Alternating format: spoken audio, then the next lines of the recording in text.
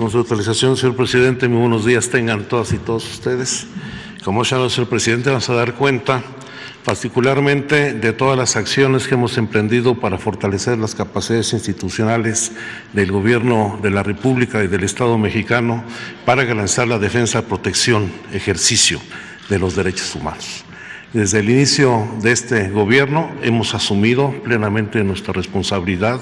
reconociendo la existencia de una crisis humanitaria y de violación de los derechos humanos que lamentablemente se profundizó ante las ausencias y omisiones del Estado para enfrentar esta situación, dejando en muchos de los casos en manos de los propios familiares de las víctimas la búsqueda de justicia y la resolución de estos problemas, porque el Estado renunció con muchos casos, en particular en la búsqueda de personas, a su obligación y responsabilidad para garantizar el derecho de las personas a ser buscados y a regresar íntegramente con sus familias. El eje fundamental, los dos ejes fundamentales de la política que hemos emprendido en materia de derechos humanos ha sido el restablecer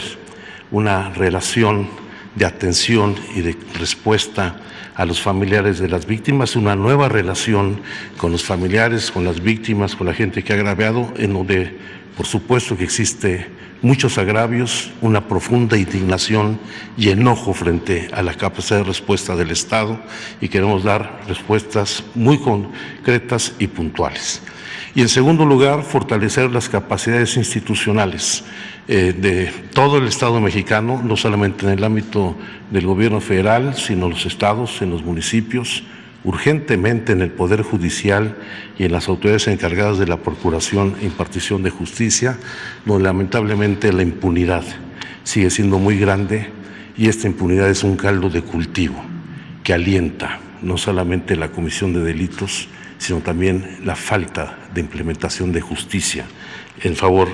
de quienes han sido agraviados en sus derechos y en sus libertades. Vamos a dar cuenta, porque ahora sí que, como han dicho,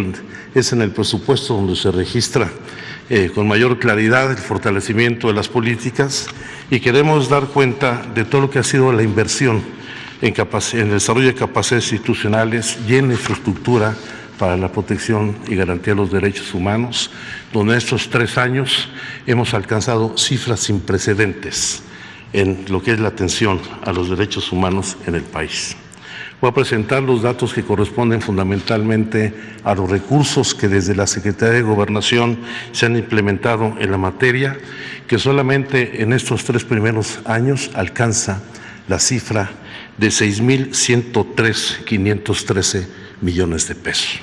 que se distribuyen en distintas áreas. En primer lugar, en todo lo que son los subsidios para el fortalecimiento de las comisiones locales de búsqueda y las capacidades forenses en las entidades de la República, que ha permitido encarar las tareas de búsqueda de personas de manera cada vez más intensa, favoreciendo el acompañamiento de los familiares, donde todavía tenemos muchos retos por delante, pero solamente para dar cuenta de lo que es hoy las tareas que realiza la Comisión Nacional de Búsqueda y las comisiones locales. Vemos como solamente al mes de noviembre la Comisión Nacional ya realizó 2,200 jornadas de búsqueda en 28 estados y 314 municipios, en un ejercicio de más de 1,247 millones de pesos, que se han ido orientando fundamentalmente a fortalecer las capacidades de los estados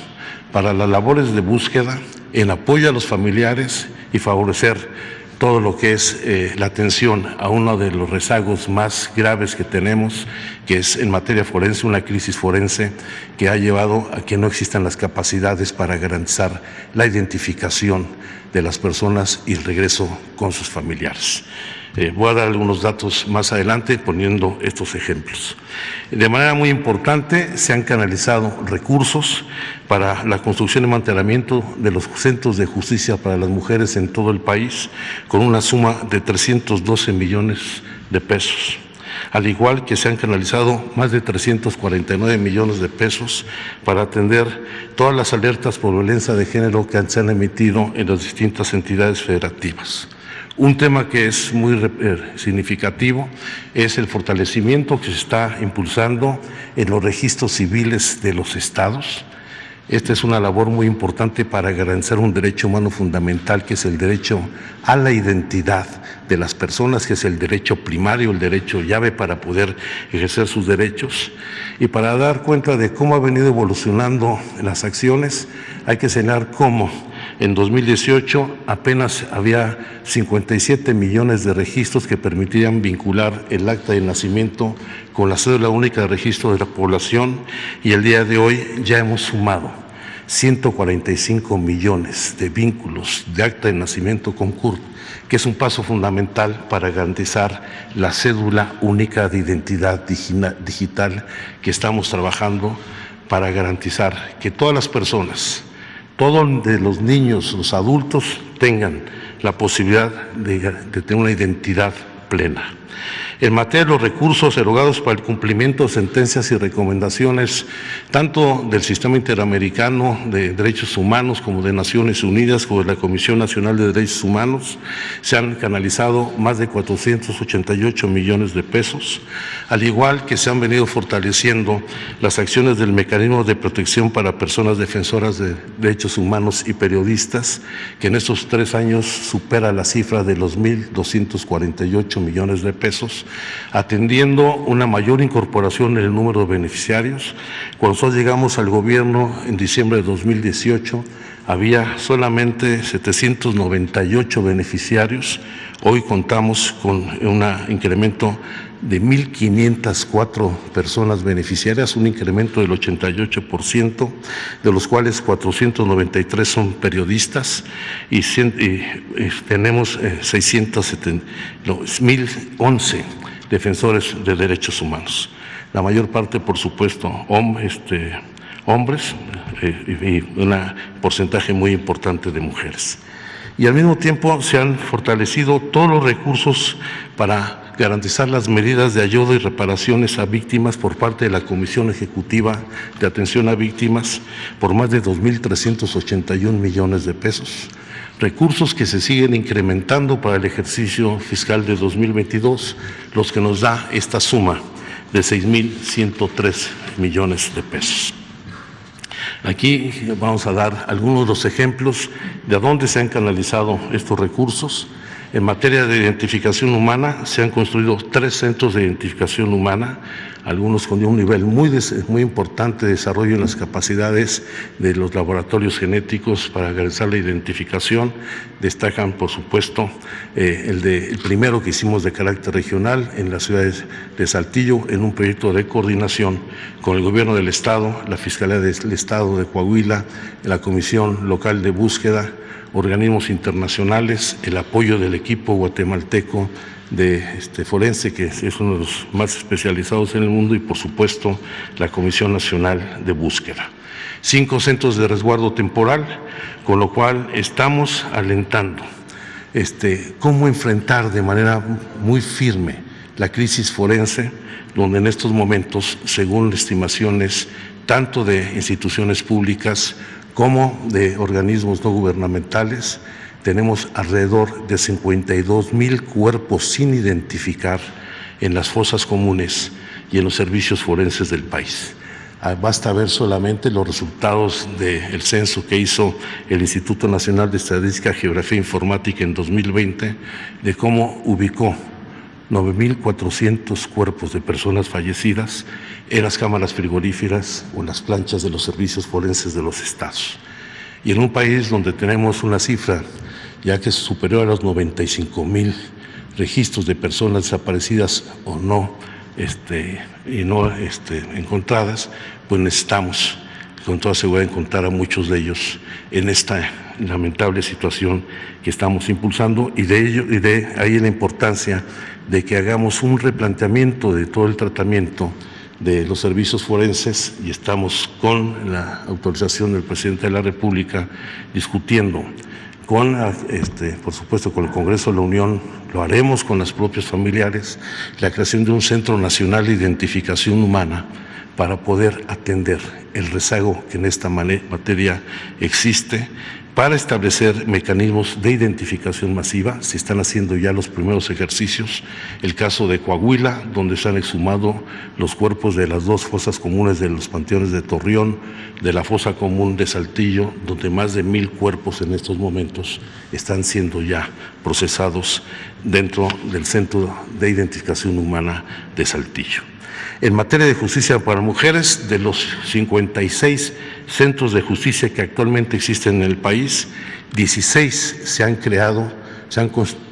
construido en el actual gobierno y 10 de estos centros de justicia para mujeres han sido remodelados.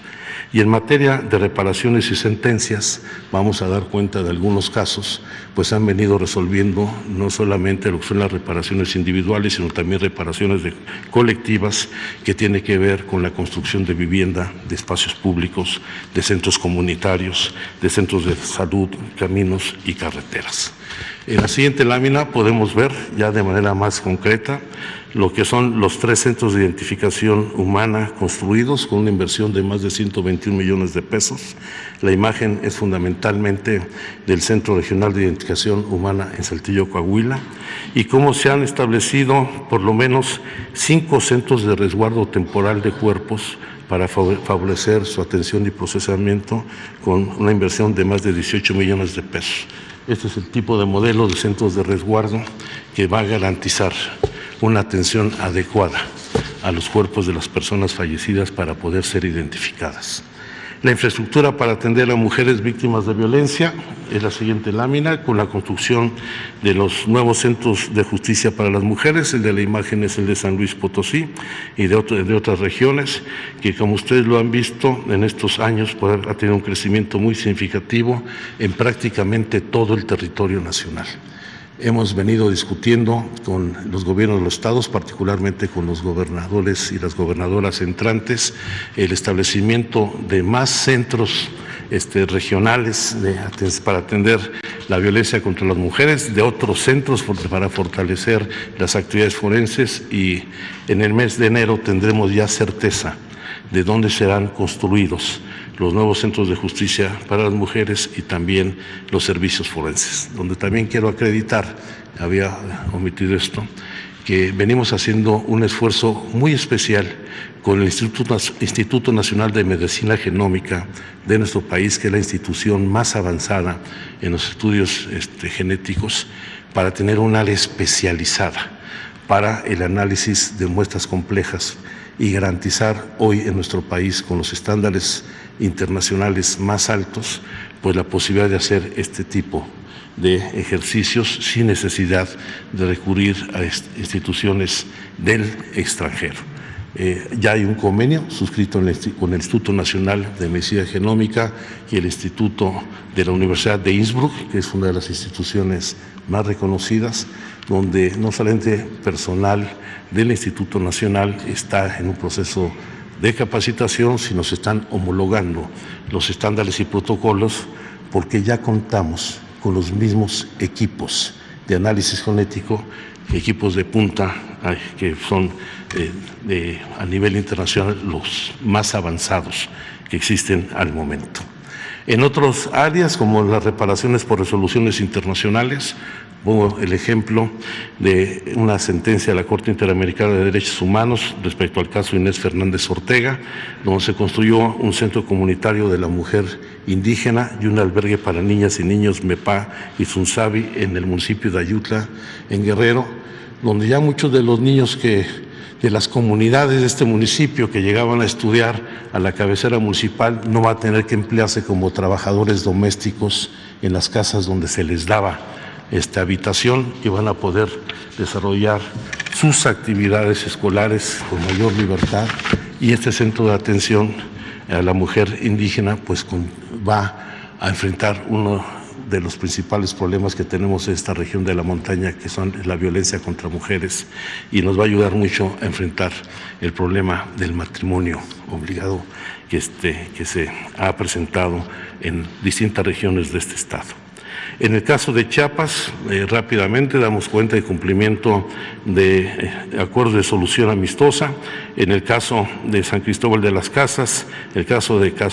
Ángel Díaz Cruz, quien fue durante el levantamiento que se registró en el estado de Chiapas en 1994, ultimado por elementos del ejército, se construyó un centro de salud y otras actividades para el fortalecimiento de la actividad productiva en estas comunidades del Aguaje en San Cristóbal de las Casas. Un avance muy importante en el acuerdo de solución amistosa en el caso de Acteal, donde no se trata solamente de la construcción de vivienda, es el establecimiento de electrificación, redes hidráulicas, centros de salud, mantenimiento de jardín de niños y escuelas, sino también un proceso de reintegración y fortalecimiento de la vida comunitaria. Temas iguales en el caso de Chalchihuatán, donde teníamos un problema de desplazamiento forzado. Ahí también hay una medida cautelar de la Comisión Interamericana de Derechos Humanos que está ya en la fase de conclusión con la construcción de la vivienda para las 18 familias desplazadas. En el caso de Aldama y Chenaló, que aquí se ha discutido en diversas ocasiones, no solamente se ha cumplido con la reparación a las personas que fallecieron o que resultaron heridas, está la construcción de caminos para la interconexión de las dos cabeceras municipales con comunidades, la construcción de viviendas, tanto en Aldama como Chenaló, y por supuesto en la fase de resolución el conflicto agrario, donde se están adquiriendo nuevas tierras para poder compensar los cambios que va a haber en el momento que se haga por parte de la Procuraduría y del Registro Nacional Agrario el deslinde de la zona que generó el conflicto. Reparaciones importantes, ya ha instruido el señor presidente de la República, ponemos dos de los casos más relevantes, el caso de Pasta de Conchos, que donde hay también un acuerdo de solución amistosa, donde no solamente se hizo la indemnización a 65 núcleos familiares, sino que se han erogado ya 236 millones de pesos, más lo que sumará la construcción del memorial, el apoyo para la compra y remodelación de vivienda, los espacios de infraestructura pública. Y el caso de la guardería ABC, donde independientemente de los recursos que se asignaron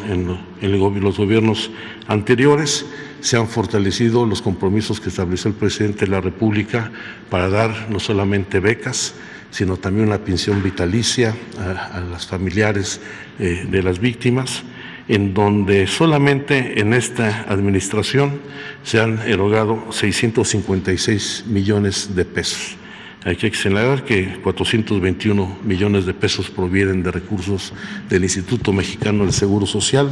225 millones de la Comisión Ejecutiva de Atención a Víctimas y 9.750.000 pesos del fondo que se había establecido en la Secretaría de Gobernación, donde faltaban algunos de los familiares de acceder a esta reparación. Si sumamos los 421 millones de pesos del Seguro Social, pues la cifra que dábamos originalmente de 6.103 millones supera con mucho los 6.500 millones de pesos, sin considerar los recursos que aporta SEDATU en todo lo que es la construcción de vivienda, de recuperación de espacios públicos y otras instituciones como la Secretaría de Salud, en el acompañamiento que se hace a familiares de las víctimas que requieren tratamientos de manera permanente y de otras intervenciones de la Comisión Federal de Electricidad, de la Comisión Nacional del Agua, porque por lo menos 23 instituciones, dependencias del gobierno federal, concurrimos en el cumplimiento de todos los acuerdos que se establecen, no solamente en materia de reparación, sino para la atención de los derechos humanos. Creo que este es el mejor reflejo de cómo se está haciendo efectiva esta situación. Paso a un segundo tema que también se requirió aquí en la conferencia de prensa y que nos ha instruido el presidente, informar sobre el estado que guarda en la implementación de la ley de amnistía y los trabajos de la Comisión de Amnistía formada el 22 de abril y el 18 de junio del año pasado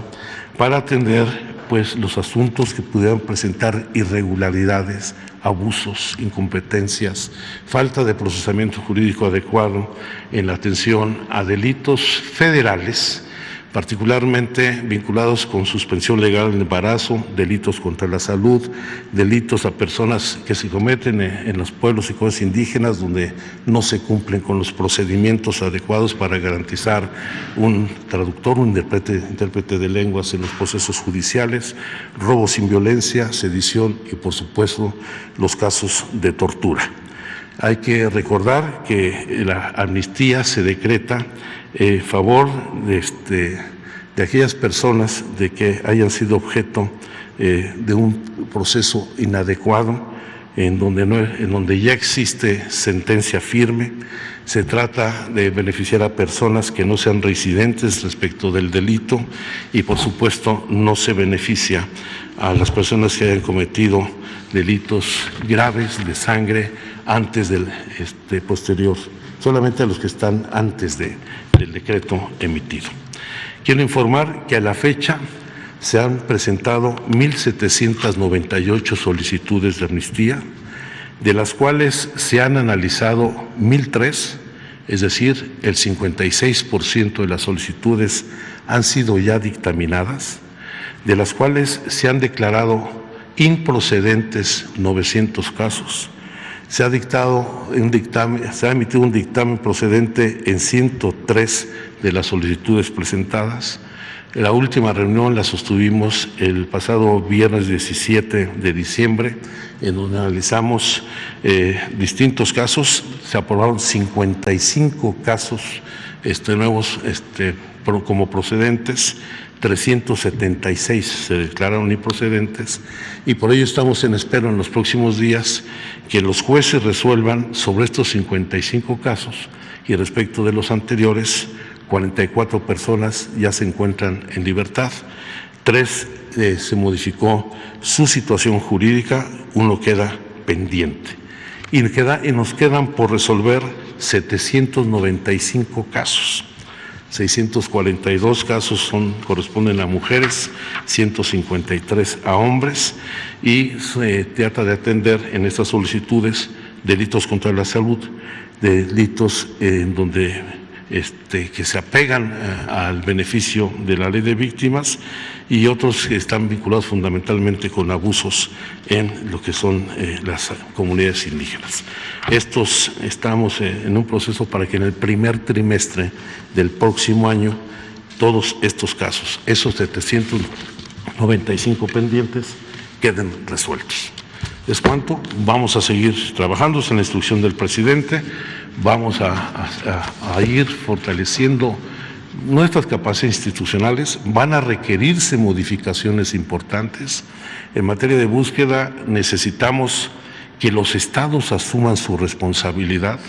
Hay que señalar que el promedio de aportación de los estados, con excepción del estado de Coahuila, que hay que reconocerlo, es apenas del 10% respecto a los recursos federales invertidos. Al igual que en el mecanismo de protección a periodistas y personas defensoras de derechos humanos, donde estamos escribiendo convenios de colaboración, pero necesitamos no solamente que los mecanismos estatales se fortalezcan, sino también se fortalezca la acción de la autoridad encargada de impartir justicia. Tenemos más del 90% de impunidad en los homicidios cometidos contra periodistas y personas defensores, y un dato que es muy delicado: el 45% de las agresiones contra periodistas y defensores de derechos humanos provienen fundamentalmente de autoridades municipales, ya sea por intolerancia, por corrupción o por colusión con el crimen de los grupos delictivos en sus respectivos territorios. Y vamos a tener que hacer una revisión a fondo de la ley para garantizar un sistema nacional de protección a periodistas. Necesitamos fortalecer y revisar la Ley General de Víctimas para eliminar cualquier discrecionalidad en el uso de recursos para atender de inmediato los requerimientos de las víctimas, no solamente en la reparación, sino las medidas de atención. Y, por supuesto, esperemos avanzar pronto en la creación del Centro de Identificación Humana,